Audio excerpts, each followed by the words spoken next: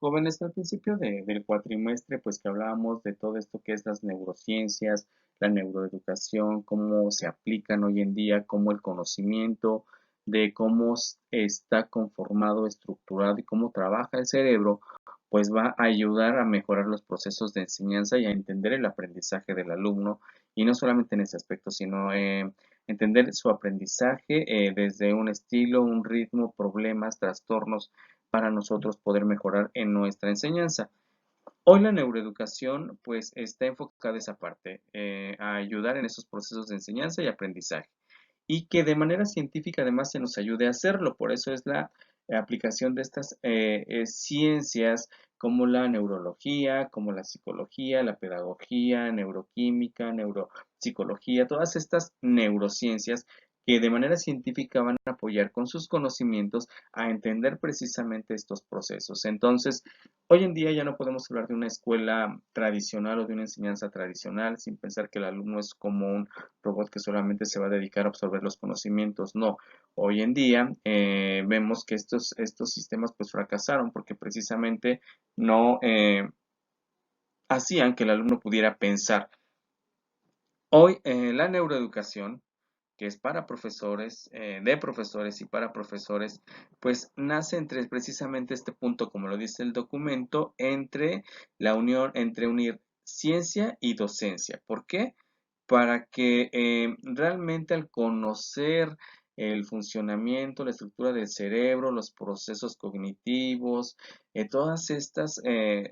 apartados que hemos visto durante el cuatrimestre, nos ayuden a mejorar nuestra práctica realmente dentro del aula, ¿sí? Que no solamente se vuelvan conocimientos teóricos, conocimientos conceptuales, sino que se vuelvan conocimientos prácticos, que realmente el docente actual, llamado neuroeducador, lo pueda aplicar dentro de su campo de trabajo. Entonces,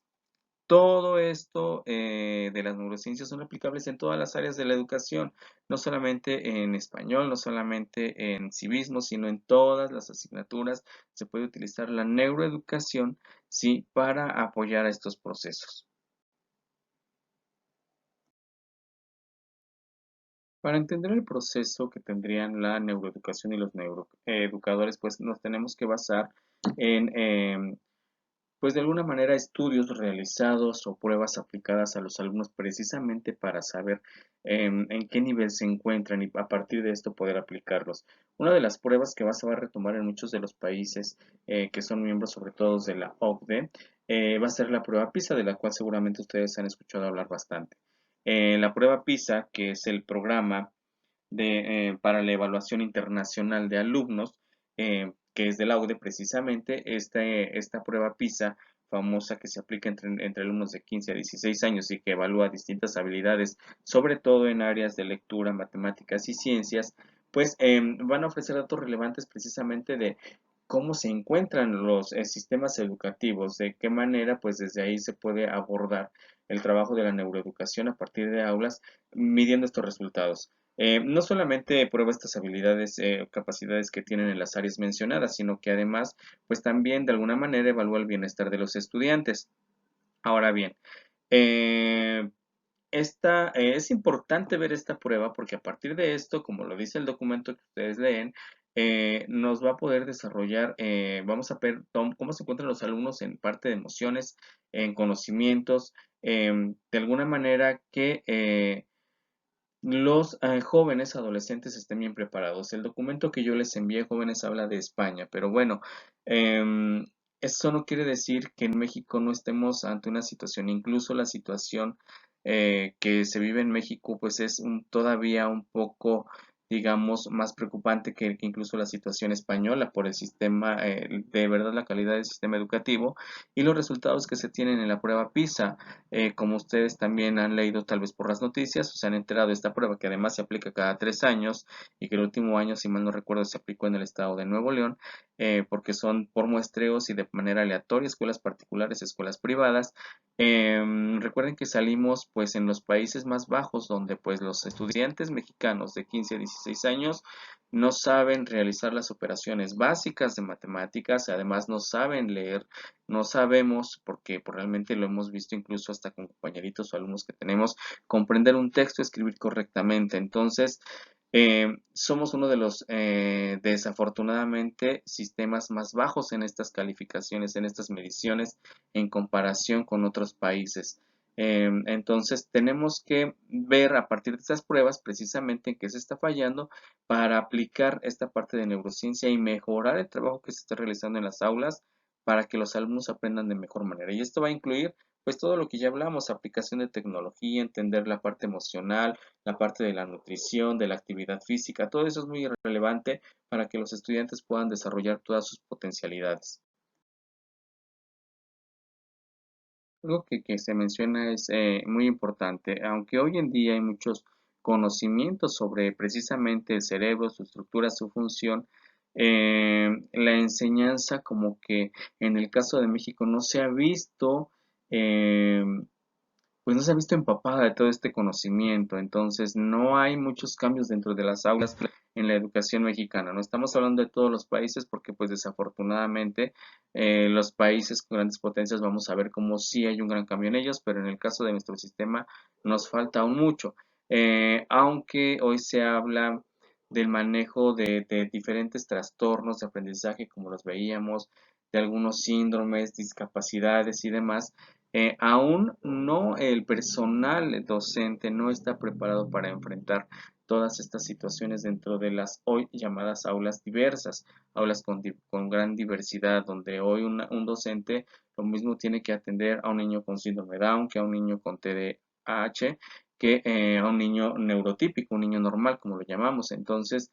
aún falta mucho trabajo y hay una contradicción porque no solamente pasa en el sistema español, sino también lo vamos a ver en México. Por una parte se alienta, se motiva al docente, pero por otra parte no se le ofrece todo esto para que lo pueda desarrollar. Y esto yo creo que tiene que ver desde precisamente la formación, desde los planes y programas que están funcionando para la formación de los nuevos docentes, que a lo mejor posiblemente ya no vayan de acuerdo a las necesidades de las nuevas generaciones. Entonces también todo eso se tiene que evaluar con esta evaluación que se puede hacer. Eh, Más bien, con realizar una evaluación del docente, en el caso de México se volvió un sinónimo de, de que los docentes ya no querían saber nada de evaluación porque lo veían como algo malo para ellos, cuando realmente estos criterios de evaluación que no deberían de ser como que parte de la burocracia realmente deberían de ser para mejorar las condiciones de los docentes y que estos puedan desarrollar mejor su trabajo en el aula y aplicar sobre todo lo que hoy conocemos sobre neurociencias, todo lo que hoy se sabe de cómo aprende un alumno para precisamente mejorar los procesos de enseñanza y cumplir con los objetivos curriculares. Todo lo que son los avances de la ciencia, como les decía, de las neurociencias, no han llegado al aula, ¿sí? El docente sigue con una parte de burocratización muy importante, es decir, una carga administrativa donde le preocupan a veces más llenar documentos que enseñar al alumno. Todo esto que hoy ya hemos visto de neurociencias se oye muy padre desde la teoría, efectivamente, pero es algo que no se ha habido reflejado prácticamente en las aulas, en el caso de nuestro país. Hay países que sí lo han desarrollado, en el caso del nuestro no es así. Y no pretendemos, no podemos pretender que toda esta parte que hemos visto que es experimental, que es del laboratorio, pues se quede en un laboratorio. No, realmente tiene que ver la manera en que esto se puede desarrollar con los alumnos dentro de las aulas, que es a lo que se va a ser maestro. Hoy en día es muy difícil, como vemos en el caso de nuestros grupos que atienden los maestros en México, pues son de más de 30 niños y hacer que 30 niños presten atención, que realmente aprendan, que, que no todos tienen la misma manera de aprender, de entender que todos tienen un ritmo distinto de aprender, que tienen problemas emocionales distintos, comprender y tratar de hacer que todos se lleven un aprendizaje es bien complicado. Entonces, ¿cómo apoyar al docente para que pueda realizar mejor esta actividad dentro del aula? Como mencionaba, ser docente es difícil y habría que apoyarnos de toda esta teoría que hoy existe y ponerla realmente en práctica. para que de alguna manera pues el docente pueda desarrollar un mejor trabajo. Entonces, incorporar todo lo que hoy la neurociencia aporta y hacer una pedagogía y una didáctica que nos permita, como dice el documento, aprender con todo nuestro potencial a lo largo de las diferentes etapas del desarrollo y además hacerlo desde la experiencia directa en clase, que no solamente se quede en un cúmulo de conocimientos que estamos viendo, sino que aprendamos a aplicarlos en el aula porque eso pues nos va a ayudar a mejorar nuestro trabajo. La neurociencia sigue evolucionando, la neurociencia se sigue aplicando en diferentes campos de la sociedad como lo hemos visto y esto no nada más es en nuestro país, esto ocurre a nivel mundial, es un campo científico que como vimos se empieza a conocer, se empieza a trabajar y su aplicación es muy importante. Sin embargo, de acuerdo a también todas las políticas económicas y políticas que existen entre los estados, pues vamos a ver que va a existir una combinación entre capitalismo y neurociencia. Capitalismo, pues que es esta manera en que hoy se cumplen todos los estándares de mercado, de intercambio, entre países, pues surge lo que va a llamar el neurocapitalismo. ¿Y por qué neurocapitalismo? Porque, bueno, de alguna manera, hoy en día, em, lo que va a valer o lo que en determinado momento va a valer más que un recurso natural o la información establecida, como lo dice aquí, van a ser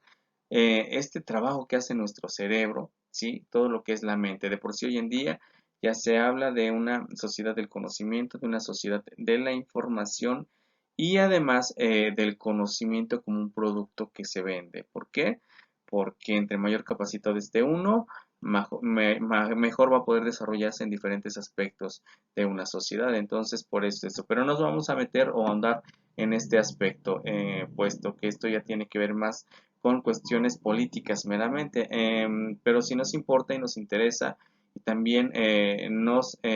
como pedagogos, nos debe realmente llamar la atención, pues la aplicación de esto en el campo de la educación, porque a final de cuentas, como vimos, sí, em, el conocimiento va a adquirir un valor, pues cómo se va a formar esta nueva personas y para que puedan pues vender su conocimiento y además pues para poder mejorar la educación, que es lo que nos corresponde a los que estamos en aula, tratar de mejorar los procesos y hacer que las nuevas generaciones tengan nuevos conocimientos bien cimentados que sepan aplicar en la sociedad en la que se están desarrollando. Ser neuroeducador no es fácil porque pues tenemos que echar mano de otras disciplinas, como ya lo vimos, saber de ellas y a veces nos cuesta incluso sobre nuestra carrera, imagínense, empaparnos de muchas más. Pero esto nos ayudaría a ser mejores. Entonces, jóvenes, los que se quieren dedicar a la docencia, pues efectivamente los neuroeducadores del siglo XXI no la tienen nada fácil.